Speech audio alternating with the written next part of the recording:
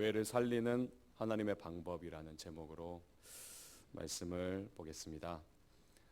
오늘 특별히 예배 후에 윷놀이가 있죠. 그래서 빨리 끝내라는 무언의 압박과 유언의 압박이 있었습니다. 그래서 짧게 말씀 같이 보겠습니다. 1절의 첫 문구가 그때의 제자들이 더 많아졌는데입니다. 예루살렘 교회 성도 숫자가 더 많아지고 있었습니다. 예수를 믿기로 하는 유대인들이 계속 몰려오고 있었습니다. 이게 어떻게 가능했을까요? 첫 단어 그때의를 볼 때 바로 앞 내용과 연결시키는 저자의 의도를 볼 수 있습니다. 바로 앞절인 사도행전 5장 42절을 보시면 그들이 날마다 성전에 있든지 집에 있든지 예수는 그리스도라고 가르치기와 전도하기를 그치지 아니하니라. 그러니까 예수님이 우리를 구원하신 사실을 계속 가르치고 전했습니다. 채찍에 맞아도 가르치고 전했습니다. 그러자 제자들이 더 많아졌습니다.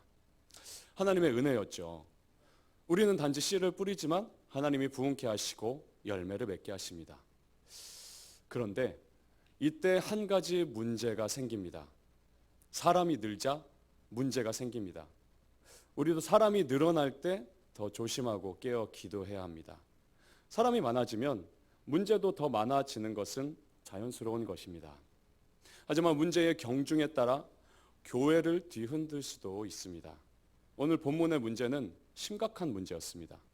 1절 이어서 보시면 헬라파 유대인들이 자기의 과부들이 매일의 구제에 빠짐으로 히브리파 사람을 원망하니 나옵니다.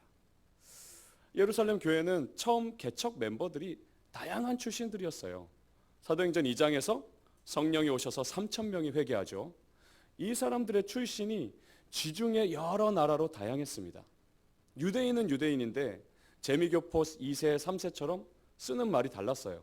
자란 문화가 달랐습니다. 그러다 보니 예루살렘 교회는 다양한 나라, 다양한 민족, 다양한 문화로 구성되어 있었습니다. 근데 그 중에 대부분은 두 부류에 속해 있었어요. 한쪽은 헬라파 유대인, 다른 한쪽은 히브리파 유대인. 헬라파 유대인은 당시 그리스 문화권에서 자라 그리스 말을 쓰는 유대인이었습니다. 히브리파는 당연히 이 본토 이스라엘 출신 유대인들이었습니다. 예루살렘 교회다 보니까 당연히 히브리파가 훨씬 많았겠죠. 그런데 교인 숫자가 늘면서 문제가 생긴 겁니다. 이 교회에서 가난한 과부들을 돕는 구제 사역을 하는데 헬라파 과부들이 자꾸 그 구제 대상 리스트에서 빠지는 거예요. 일부러 뺐는지 아니면 사람이 많아서 실수였는지 자꾸 빠뜨린 겁니다. 이 1절을 표준 세번역 성경으로 읽어보면 그런데 그리스 말을 하는 유대 사람들이 히브리 말을 하는 유대 사람들에게 불평을 터뜨렸다. 그것은 매일 구제하는 일에 있어서 자기네 과부들이 소홀히 여김을 받았기 때문이었다. 화날 만하죠. 하루하루 먹을 것 없는 이 가난한 과부들에다가 돈이 오고 가는 문제니까 화날 만합니다.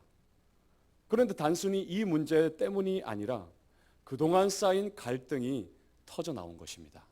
1절 마지막에 보면 원망까지 했다고 말합니다. 단순한 문제가 아닌 것입니다.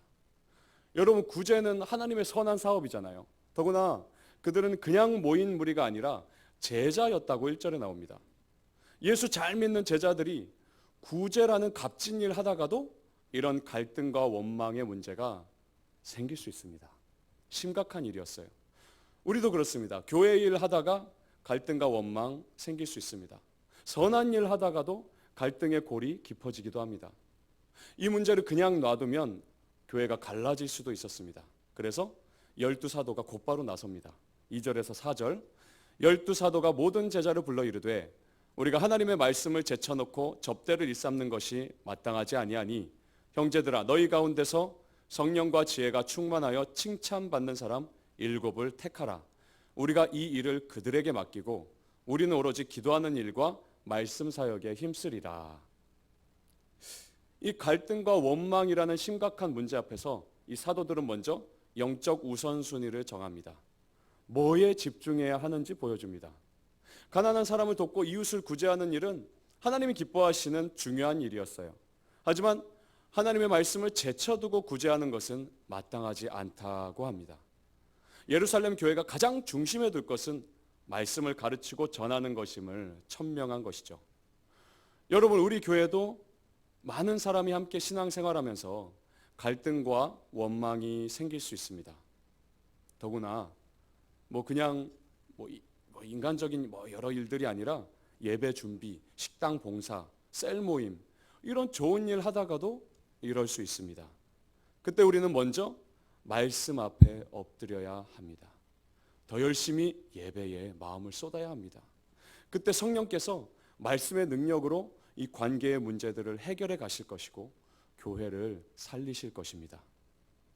하나님이 교회를 살리시는 두 번째 방법은 사람을 세우는 것이었습니다. 사도들은 제자들에게 7명을 택하라고 합니다. 그 선택의 기준은 성령과 지혜가 충만하여 칭찬받는 사람이었습니다.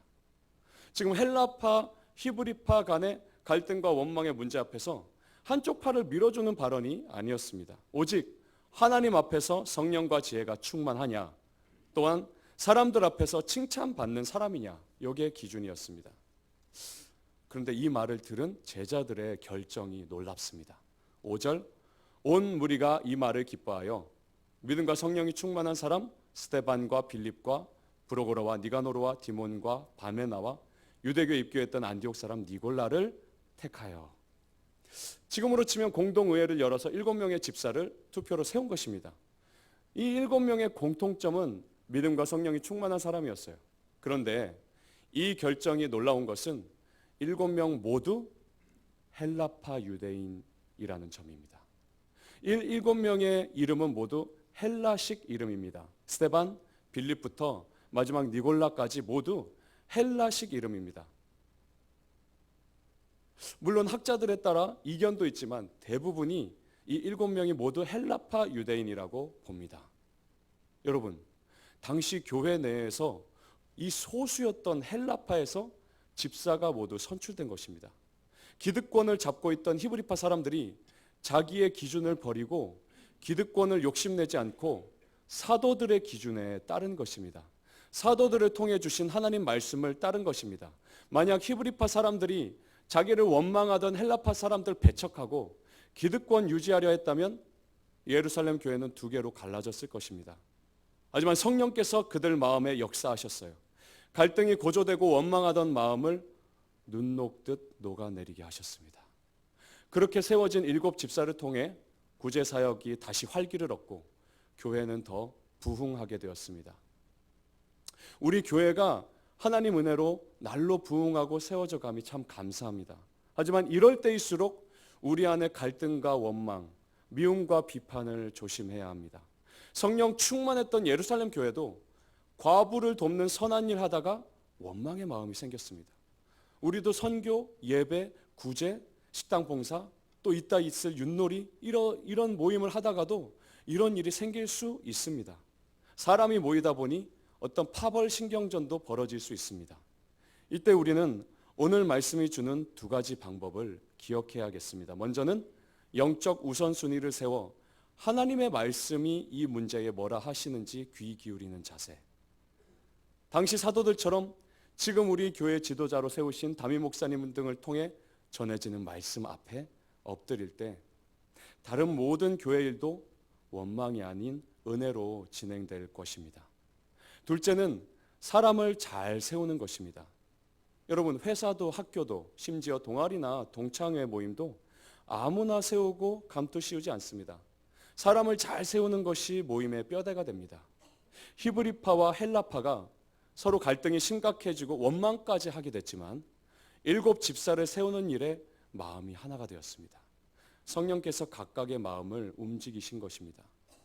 교회를 회복하고 세우는 동일한 목표를 공유하게 한 것입니다. 교회는 각 직분 자리에 사람을 잘 세우고 각 사람들은 맡은 직분에 최선을 다할 때 건강하게 세워집니다. 옆에 계신 성도님을 내 사람 만드는 게 아니라 하나님의 사람 만드는 게 중요합니다. 내 사람 했다면 히브리파 유대인들이 헬라파 출신 7 집사 반대했을 것입니다. 두 손 들고 양팔 들고 반대했을 것입니다. 이렇게 7 집사를 세우고 구제 사역을 맡겼습니다. 그리고 12사도는 기도와 말씀에 전무했습니다. 이렇게 각자 직분에 충성하자 갈등과 원망이라는 이 심각한 문제를 극복하게 됩니다. 그리고 놀라운 결과가 나타납니다. 7절, 하나님의 말씀이 점점 왕성하여 예루살렘에 있는 제자의 수가 심히 많아지고 허다한 제사장의 무리도 이 도에 복종하니라. 다양한 사람들이 모이다 보니 교회에는 끊임없이 갈등이 생깁니다. 하지만 갈등을 극복하자 하나님 말씀이 점점 왕성하여 제자의 수가 심히 많아졌습니다.